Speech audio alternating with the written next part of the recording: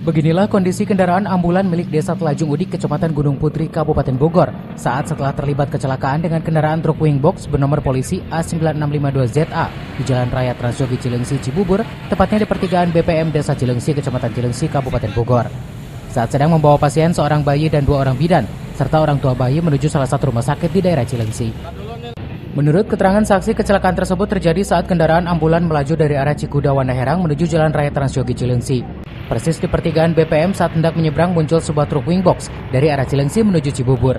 Meski seluruh kendaraan yang ada telah diberhentikan tukang parkir untuk memprioritaskan ambulan, namun kendaraan truk wingbox tersebut tidak berhenti atau memberi jalan, hingga kecelakaan pun tak dapat dihindarkan.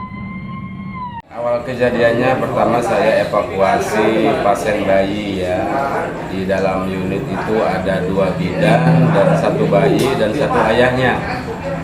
Saya pas nanjak keluar dari wilayah Cikuda mau masuk jalur Cilengsi BPM. Semua kendaraan di stop sama tukang parkir. Berhenti semua. Nah, pas saya masuk itu tiba-tiba mobil truk Puso itu tidak berhenti.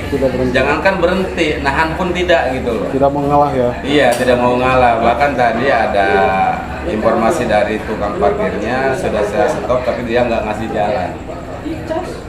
Berhubung saya bawa pasien, saya masuk terus. Dia datang, saya masuk.